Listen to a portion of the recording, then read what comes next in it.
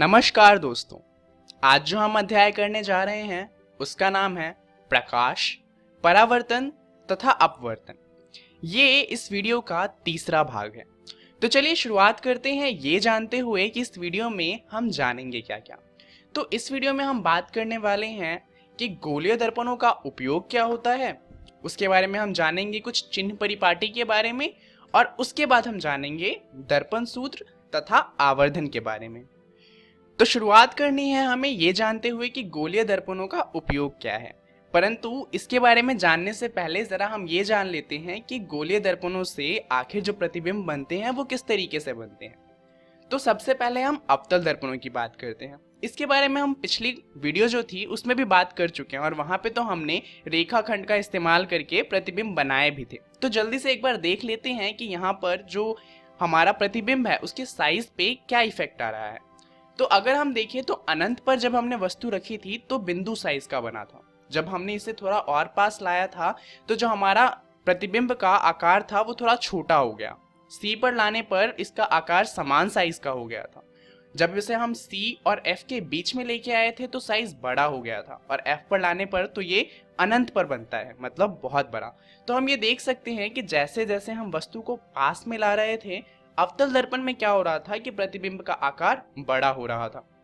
वहीं पे अगर हम उत्तल दर्पण की बात करें तो उत्तल दर्पण में क्या होता है कि अनंत पर रखने पर जो हमारा प्रतिबिंब होता है वो बिंदु आकार का बनता है, और अगर हम उसे P और अनंत के बीच में रखें तब हमारे प्रतिबिंब का साइज होता है छोटा। तो यानी कि उत्तल दर्पणों का उपयोग सिर्फ ऐसी जगहों पर किया जा सकता है जहां पर हमें बिंब से छोटे आकार का प्रतिबिंब चाहिए। चलिए एक बार देख लेते हैं कि गोलीय दर्पण होते किस प्रकार के हैं। हम जानते हैं कि ये दो प्रकार के होते हैं, एक होता है अवतल दर्पण और दूसरा होता है उत्तल दर्पण। अब यहाँ पर आप कंफ्यूज नहीं होइएगा, अवतल दर्पण अंदर की तरफ मुड़ा हुआ होता है और उत्तल दर्पण बाहर की तरफ। ये बात हमेशा ध्यान में रखिएगा। अब शुरुआत करते हैं अवतल दर्पण के उपयोग को समझते हुए। अब हम जानते हैं कि अगर हम अवतल दर्पण के फोकस से अगर हम लाइट को पास करेंगे तो क्या होगा कि जो प्रकाश की किरण होगी वो जो हमारा मुख्य अक्ष है उसके समांतर जाएगी। तो अब फोकस पे मान लीजिए कि हम एक बल्ब लगाते हैं, तो होगा क्या कि बल्ब से जो रोशनी होगी वो जाएगी हमारे अवतल दर्पण पे, और अवतल दर्पण पे जब ये रोशनी जाएगी तो क्योंकि ये सारी रोशनी फोकस से आ रही है तो अवतल दर्पण से टकराने के बाद ये हमारे मुख्य अक्ष के समांतर जाएगी। तो इससे क्या होगा कि जितनी भी रोशनी होगी एक पतली सी रेखा बनाते हुए आगे की तरफ जाएगी। अब इस चीज का इस्तेमाल करते हैं हम टॉर्च के अंदर, इसी का इस्तेमाल होता है सर्च लाइट के अंदर, और वाहन के अग्रदीप में भी हम इसी का इस्तेमाल करते हैं, क्योंकि इससे होता क्या है कि हमें एक शक्तिशाली समांतर किरण मिलती है। तो अवतल दर्पण का एक इस्तेमाल तो ये हो गया कि हम टॉर्च, सर्च लाइट और वाहनों के अग्रदीप में शक्तिशाली समांतर किरण पाने के लिए इनका इस्तेमाल करते हैं। अब ये काम हम उत्तल दर्पण के साथ नहीं कर सकते, क्योंकि उत्तल दर्पण का जो फोकस होता है वो मिरर के अंदर पीछे की तरफ होता है और वहां पर बल्ब लगाना तो संभव ही नहीं। चलिए जानते हैं इसका दूसरा उपयोग क्या होता है। जैसा कि हम जानते हैं अवतल दर्पण में अगर हम कोई बल्ब पास में रखें तो उससे बड़ी इमेज बनेगी। तो बड़े साइज की इमेज के लिए इसका इस्तेमाल हम करते हैं सेविंग दर्पणों में, और इसका इस्तेमाल करते हैं डॉक्टर्स दांत को देखने के लिए, क्योंकि इन दोनों में ही हमें बिंब से बड़े आकार का प्रतिबिंब चाहिए होता है। जो हमारा अवतल दर्पण होता है उसका तीसरा उपयोग है सौर भट्टियों में, क्योंकि जैसा कि हमने पहले केस में देखा कि क्या हो रहा था, जब हम फोकस पे कुछ रखते थे तो सारी की सारी किरणें समांतर जाती थी। अब अगर कोई किरण समांतर आ रही होगी तो वो भी फोकस पे आएगी। अब सौर भट्टियों में क्या होता है कि हमें सौर ऊर्जा को एक जगह पर फोकस करना होता है। अब सूर्य तो हमसे अनंत जितना दूर ही समझ लीजिए, तो सूर्य की जितने भी किरणें अवतल दर्पण पे पड़ेंगी वो लगभग हमारे मुख्य अक्ष के समांतर ही होगी। तो इससे क्या होगा कि सारी की सारी रोशनी को एक ही जगह पर फोकस किया जा सकता है, और इसीलिए सौर भट्टियों में अवतल दर्पण का इस्तेमाल होता है। तो आपको ये समझ आ गया होगा। चलिए अब जानते हैं कि उत्तल दर्पणों का उपयोग कहाँ पर होता है। उत्तल दर्पणों का उपयोग हम करते हैं पश्य दृश्य विंग दर्पणों के रूप में, यानी कि जो हमारी कार होती है उसके रियर व्यू मिरर, या फिर ये कह लीजिए कि पीछे से जो हम देखते हैं कि कौन सी गाड़ी आ रही है और कौन सी नहीं, उसके रूप में किया जाता है। अब यहाँ पर देखिए कि बात क्या है कि हमारे पास जगह छोटी सी है, क्योंकि हम बहुत बड़े बड़े पश्चिदृश्य दर्पण नहीं लगा सकते, परंतु हमें पीछे का बहुत बड़ा इलाका उस दर्पण के अंदर देखना है। यानी कि इलाका तो बड़ा है परंतु हमें उसका प्रतिबिंब कैसा चाहिए, छोटा। और उत्तल दर्पण की यही खासियत है कि वो बिंब का आकार जो होता है उससे छोटा प्रतिबिंब बनाता है, और इसीलिए इसे पश्चिदृश्य दर्पणों के रूप में इस्तेमाल किया जाता है। अब ये तो खत्म हुआ, अब हमें जानना है चिन्ह परिपाटी के बारे में।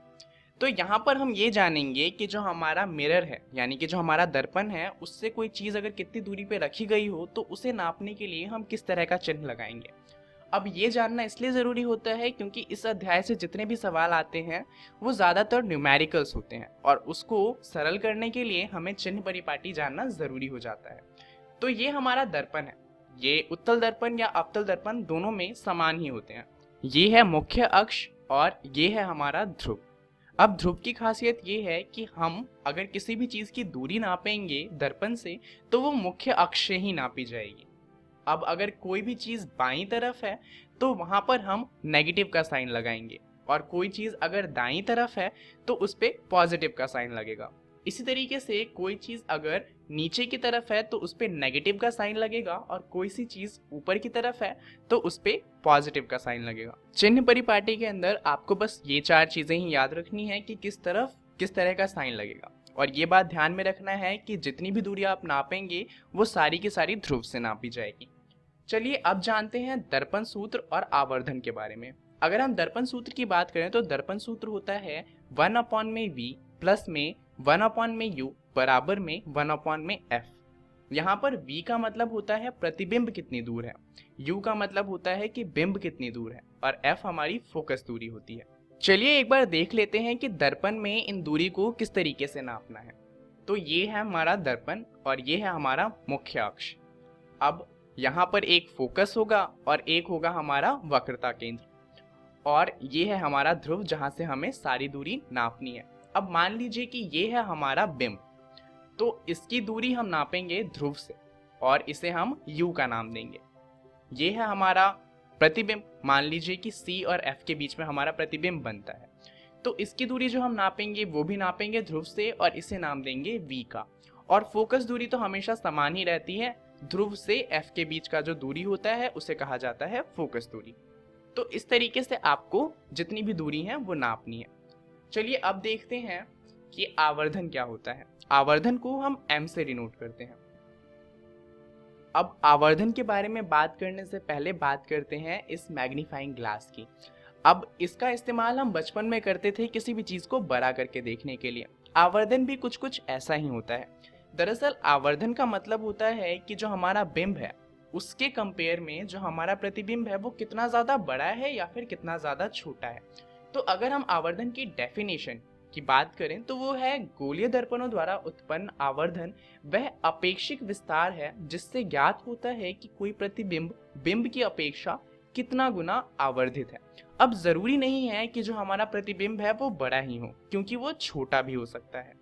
तो आवर्धन की अगर वैल्यू आती है 1, इसका मतलब जो बिंब है और प्रतिबिंब है वो समान आकार के हैं। 1 से अगर छोटी आती है इसका मतलब जो प्रतिबिंब है वो छोटा है, और 1 से बड़ी आती है इसका मतलब जो प्रतिबिंब है वो बिंब के मुकाबले ज्यादा बड़ा है। आवर्धन का जो सूत्र होता है वो होता है m बराबर में प्रतिबिंब की ऊंचाई जिसे हम h डैश लिखते हैं अपॉन में बिंब की ऊंचाई जिसे हम h लिखते हैं। तो चलिए इसे भी देख लेते हैं कि जो हमारा शीशा होगा यानी कि दर्पण होगा उसमें कैसे नापना है।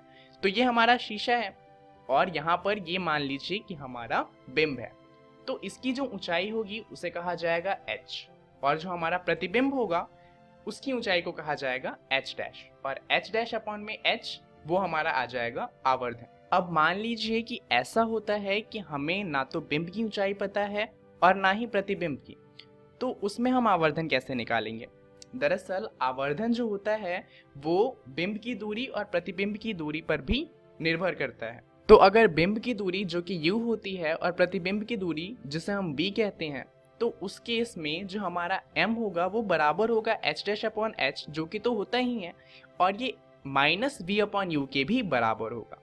तो अगर हमारे पास बिंब और प्रतिबिंब की ऊंचाई नहीं है तो वहां पर हम बिंब की दूरी और प्रतिबिंब की दूरी का इस्तेमाल करके भी आवर्धन को निकाल सकते हैं।